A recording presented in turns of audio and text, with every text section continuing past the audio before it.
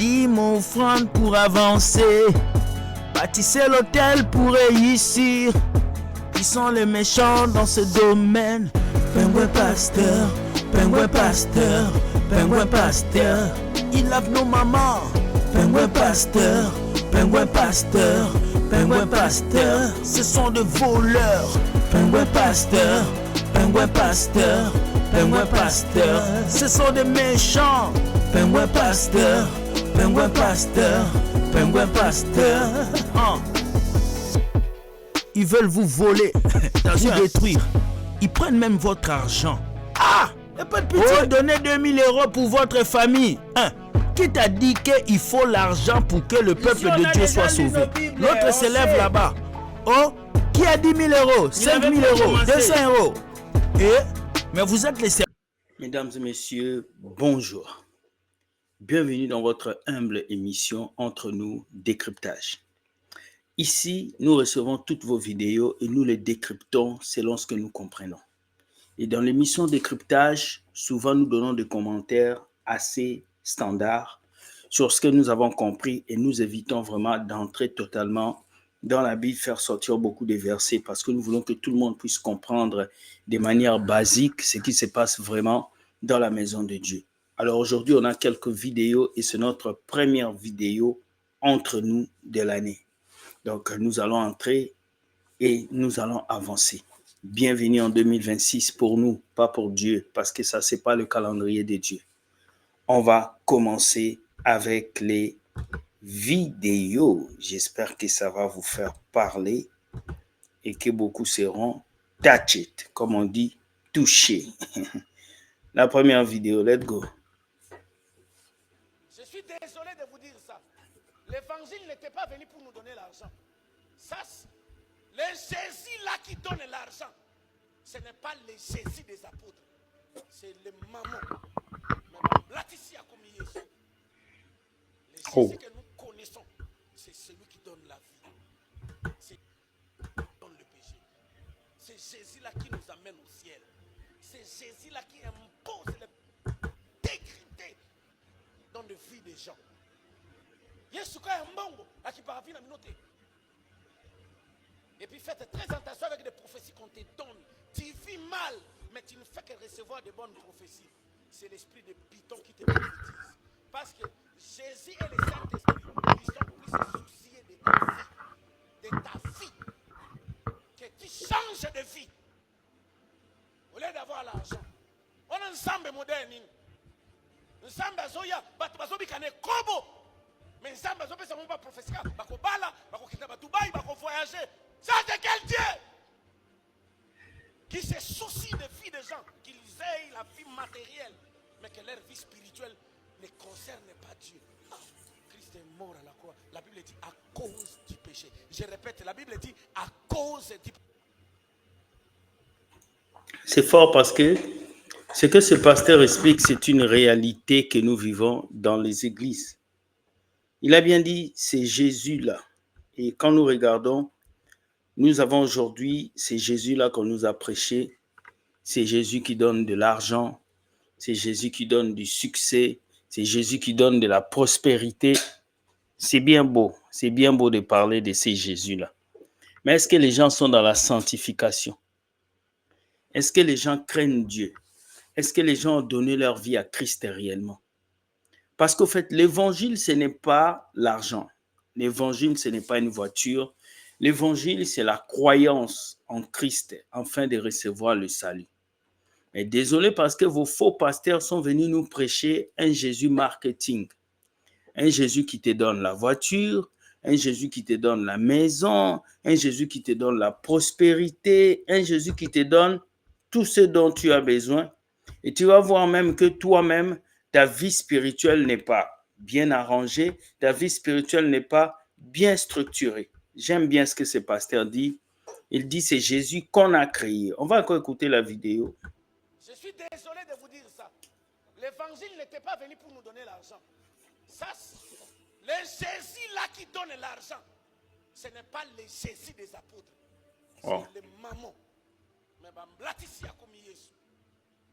le Jésus que nous connaissons, c'est celui qui donne la vie. Amen. Jésus-là qui pardonne le péché. Amen. C'est Jésus-là qui nous amène au ciel. Amen. C'est Jésus-là qui impose le principe d'intégrité Amen. dans la vie des gens. Wow. Yesu ka mbongo akiparavina minote. Et puis faites très attention avec des prophéties qu'on te donne. Tu vis mal, mais tu ne fais que recevoir de bonnes prophéties. C'est l'esprit de Python qui te prophétise. Parce que Jésus et le Saint-Esprit, ils sont plus souciés de ta vie. De ta vie. Que tu changes de vie. Au lieu d'avoir l'argent. On a ensemble moderne. Ensemble azoya, batubazobi kane kobo. Mais ensemble azobe ça pas prophétie. Bako bala, bako kita batubai, bako voyager. Ça c'est quel Dieu qui se soucie de vie des gens, qu'ils aient la vie matérielle, mais que leur vie spirituelle ne concerne pas Dieu. Ah, Christ est mort à la croix. La Bible dit à cause du péché. Je répète, la Bible dit à cause du péché. Il a bien parlé. Le Jésus qu'on nous présente aujourd'hui, c'est un Jésus fake, un Jésus qui vous offre des voitures, des maisons. Mais si vous regardez bien dans la Bible, Jésus n'a pas dit qu'il est venu donner la richesse. Et tant bien même qu'il avait vu un jeune riche qui était venu lui demander, Père, comment faire pour avoir le royaume des cieux? Jésus ne lui a pas dit, apporte-moi ta dîme, apporte-moi tes offrandes pour avoir le royaume des cieux. Non, Jésus a dit à ces jeunes, vends tout ce que tu possèdes et prends l'argent, donne ça aux pauvres. C'est ce que Jésus a dit, vends tout ce que tu possèdes. Et ces jeunes est devenu triste parce qu'ils s'accrochaient aux choses matérielles. Le royaume des cieux, ce n'est pas le matériel, c'est le spirituel. C'est triste, mais c'est une vérité que ce pasteur a dit. Et dites-moi ce que vous pensez de ça. Moi, je pense qu'il a totalement, parfaitement raison. Une vidéo remplie de bon sens et je pense que c'est exceptionnel. On va écouter l'autre pasteur. Une fois, j'ai dit à quelqu'un, on ne tombe pas dans le péché. On planifie le péché. On entend les gens, je suis tombé dans l'adultère. Tu n'es pas tombé dans l'adultère. Tu as planifié. Yes. La preuve en est qu'avant d'aller là, tu t'es caché, tu t'es abaissé, tu as éteint ton portable. Tu es un planificateur. Tu es un rusé. On ne tombe pas comme ça dans le péché. On planifie le péché, l'adultère, le mensonge. Et les choses que tu vas faire, on planifie. Tu es là et tu planifies dans ton cerveau. C'est l'esprit du malin. Et au lieu de se confesser, il dira, c'est même pas ce qui m'a pris, vous voyez. Il faut que vous me compreniez. Mais qui va te comprendre? On ne peut pas te comprendre. Tu es rusé. C'est fort. On va reprendre ça. Je pense qu'il a dit des choses sensées. Une fois, j'ai dit à quelqu'un, on ne tombe pas dans le péché. On planifie le péché. On attend... C'est fort. On ne tombe pas dans le péché, on planifie le péché. Et beaucoup de gens planifient le péché. Déjà, avant que ton corps tombe dans le péché, tes pensées sont déjà dans le péché. Voilà pourquoi la Bible dit de renouveler ses pensées selon les pensées de Dieu. Voilà pourquoi même Jésus avait dit, celui qui regarde une femme pour la convoiter a commis l'adultère. Donc, beaucoup d'entre vous, vous jouez ces jeux-là à chaud et à froid. Je suis tombé dans le péché, c'est le diable. Mais non, avant que le diable puisse te faire tomber, il y a une porte que tu as ouverte. Voilà pourquoi je dis toujours aux chrétiens, votre problème, ce n'est pas le diable. Votre problème, ce n'est pas les sorciers. Votre problème, c'est vous d'abord. Quand le chrétien saura contrôler les portes spirituelles de sa vie, et il va les fermer, c'est là qu'il n'aura plus de problème avec le péché. Le problème avec le péché est qu'il y a encore de portes dans vos vies que vous ouvrez et que le diable utilise pour passer et vous détruire. C'est ça qu'il explique. Voilà pourquoi on ne tombe pas dans le péché lorsqu'on est chrétien, mais on planifie les péchés parce qu'il y a une porte qui s'est ouverte. C'est fort. Déjà, je suis tombé dans l'adultère. Tu n'es pas tombé dans l'adultère. Tu as planifié. La preuve en est qu'avant d'aller là, tu t'es caché, tu t'es abaissé, tu as éteint ton portable. Tu es un planificateur. Tu es un rusé. C'est ça, c'est ça.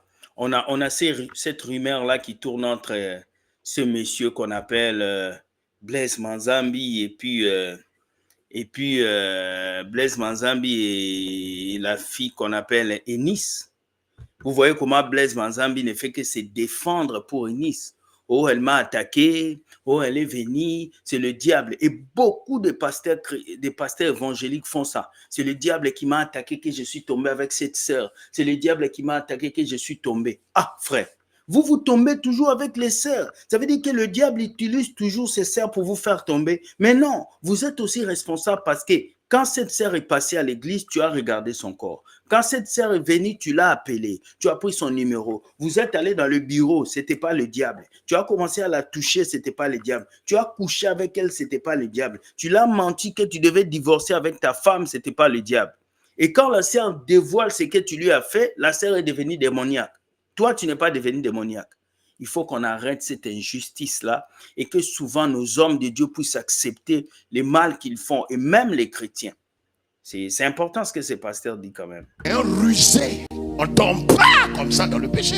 On planifie le péché, l'adultère, le mensonge. Et ces choses que tu vas faire, on planifie. Tu es là et tu planifies dans ton cerveau. C'est l'esprit du malin. Et au lieu de se confesser, il dira, c'est même pas ce qui m'a pris, vous voyez. Il faut que vous me compreniez. Mais qui va te comprendre? On ne peut pas te comprendre. Voilà, c'est vrai ce qui m'a pris. Il faut que vous me compreniez, c'est le diable. C'est ce qu'il dit. On voit les gens qui disent, priez pour le pasteur qui est tombé. On ne peut pas prier pour quelqu'un qui a planifié l'adultère. On ne peut pas prier pour quelqu'un qui a planifié de tromper une femme. On ne peut pas prier pour quelqu'un qui a planifié des bêtises. Non, on prie pour quelqu'un qui est tombé par accident. Mais quelqu'un qui a planifié les rendez-vous, il s'est rencontré avec une femme, ils ont tout ensemble. Ça, c'est pas une prière, mon frère. C'est quelqu'un qui a voulu tomber dans ça. Donc, faites attention, ne planifiez pas le péché, mais que le péché soit un accident et que vous puissiez demander pardon. Voilà. Tu es rusé. C'est pas mal ce que ce pasteur dit. Et la Bible a même dit, confessez vos péchés. Parce que quand tu confesses tes péchés, Dieu t'aide à être pardonné. Dieu t'aide à recevoir sa grâce. C'est fort ce que ce pasteur a dit. J'ai bien aimé cette vidéo. On va y aller avec une autre vidéo. Je pense que ça va être sensé, cette vidéo.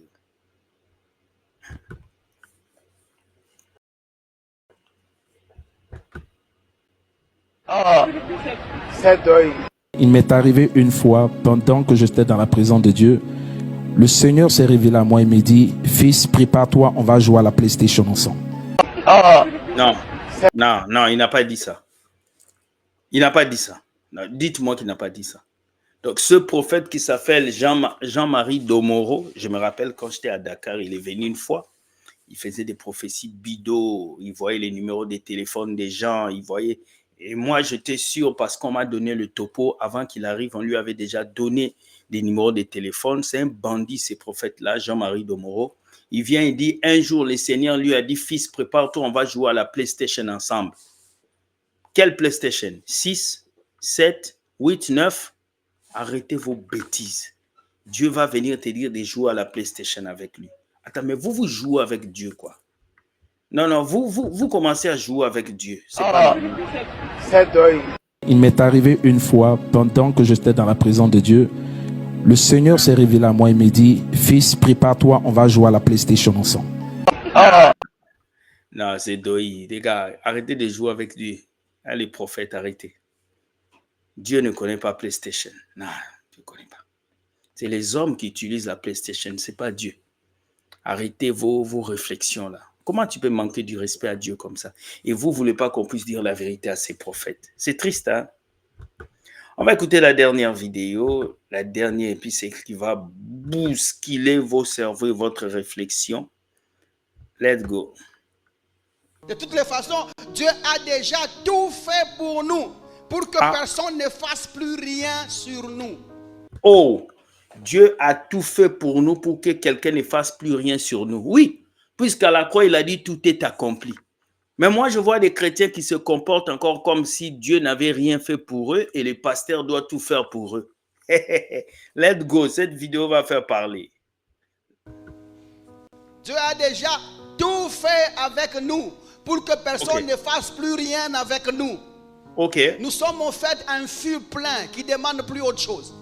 Yes. C'est-à-dire que tu as été fait de tout fait pour que personne ne conjugue le verbe faire sur ta vie. De l'inférieur, nous descendons. Bâtis les hôtels, donne-moi telle somme d'argent, Il faut venir à l'église à telle heure. Dieu a déjà tout accompli. En tout cas, dans la spiritualité, Dieu a tout accompli pour toi.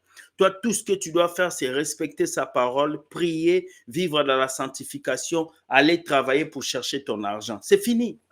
C'est fini. Aujourd'hui, on vous a mis des personnes qui veulent vous faire croire que Dieu n'a rien fait. Dieu a déjà fait dans la vie d'un chrétien.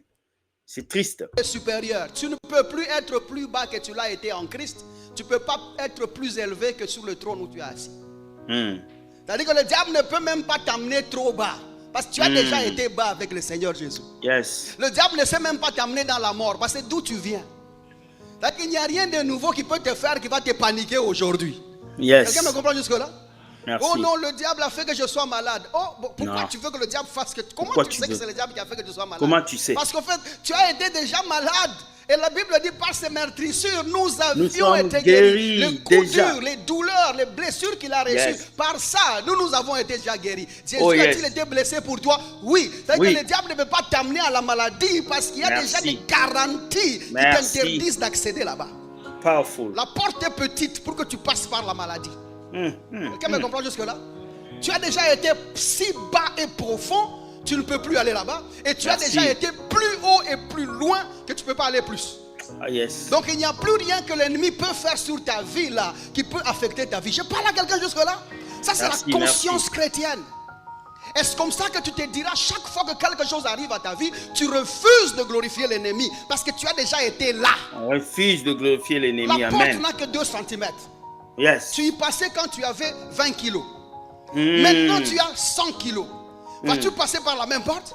Non. Tu ne conviendras plus. C'est-à-dire que personne ne peut te faire passer là-bas. Et si on te dit que ce que tu souffres là, ce sont des choses de l'autre côté de la porte, tu dis je n'y ai pas été. Yes. Je ne suis pas là pour accepter que c'est des choses de là. Donc quand tu as mot de tête, il ne faut pas dire que c'est le diable qui a fait. Prends Novalgine, fini. Il ne faut même pas gaspiller la prière dans des choses comme ça. Mot de tête, prends Novalgine et puis c'est fini. Tout. Il ne faut pas commencer à trouver, à donner gloire à l'ennemi chaque fois. Et à lui dire comment est-ce qu'il opère dans ta vie. Tu t'imagines, quelqu'un est mort pour ce que tu es. Comment vas-tu accepter que ce que cet homme-là a accompli ait des failles pour que le diable travaille dans ta vie aujourd'hui? Je parle bien, dis un bon amen. Je sais que... Arrêtons de donner la gloire à l'ennemi. Je vois ça plusieurs fois. Les chrétiens sont des personnes qui ont accordé tout au diable. Maux de tête, le diable. Problème d'estomac, le diable. Problème de ça, le diable. Je me rappelle à un certain temps quand je prends beaucoup de poids et que j'arrive à 73 kilos, 74 kilos, j'ai des reflux gastriques qui arrivaient. Et je me disais, au nom de Jésus, les reflux gastriques, à chaque fois je me dis, jamais même pasteur qui m'a dit, oh c'est le démon, je sens un esprit. Mais quand je suis allé voir un médecin, il m'a dit, non, prends seulement le vinaigre de cidre de pommes tous les matins avec ton thé. Ça va finir l'acide. Quand je pris ça, je n'ai même pas prié. J'ai juste pris ça et c'est fini. Je n'ai plus de reflux gastrique. J'ai été guéri de ça. Mais est-ce que c'est le diable qui a mené ça? Non, c'est la santé. Pendant ces temps de fête, tu as mangé, tu as mélangé la nourriture et tu as des maux de ventre. Mais est-ce que c'est le diable qui t'a attaqué? Non, c'est toi qui as mal mangé. Tu habites dans une ville où c'est difficile de trouver un emploi. Mais le prophète te dit que c'est les démons qui t'ont bloqué. Ils ne t'ont pas bloqué. C'est parce que tu es dans une ville où l'emploi n'est pas trouvable. Il faut être rationnel, mes amis. Et beaucoup de chrétiens aujourd'hui ont donné le pouvoir au diable. Alors que le diable n'a rien fait dans ta vie. Expliquez-moi, comment est-ce que quelqu'un qui a accepté le Seigneur, ça fait 15 ans, mais on lui dit que son oncle a bloqué sa vie. Mais toi, tu es dans l'alliance christique. Un sorcier ne peut pas bloquer ta vie. La Bible dit, nous sommes en Christ. Christ est en nous. Comment quelqu'un qui est en Christ va être bloqué par quelqu'un qui est dans le diable? Ça ne marche pas. Jésus a tout accompli pour nous. Il a tout fait pour nous. Donc, sortez de votre ignorance et déclarez votre identité en Christ. Et il fera de vous des personnes nouvelles, des personnes exceptionnelles. Dans cette vie, il y a 2 choses qui fonctionnent dans la chrétienté. Vos paroles et vos actes accompagnés de la foi. Sa foi sans les œuvres est une foi morte. Le problème avec vous, les chrétiens, vous donnez beaucoup de pouvoir au diable. Alors, à partir d'aujourd'hui, quand tu as mal à la tête, prends une Nivaquine. quand tu as un problème, cherche une solution. Bouge. Quand tu n'as pas d'emploi, change de ville, dépose des CV. Quand ta vie ne marche pas, ne dis pas que c'est le diable. Parce qu'il y avait quelqu'un dans la Bible qui était aveugle. On lui a dit, pourquoi il est aveugle? Est-ce que c'est ses parents qui ont péché? Jésus a dit non. C'est pour que la gloire de Dieu se manifeste. Ce n'est pas toute la négativité qui arrive dans vos vies qui vient du diable. Il y a des négativités qui viennent de Dieu pour que la gloire de Dieu se manifeste et que ta foi grandit. N'oubliez pas, l'épreuve ne grandit que dans la foi. Et la foi ne grandit que dans les épreuves. Excusez-moi. Sans les épreuves, ta foi ne peut pas grandir. Alors grandissez et devenez mature. Voilà les vidéos que j'avais pour vous ce matin.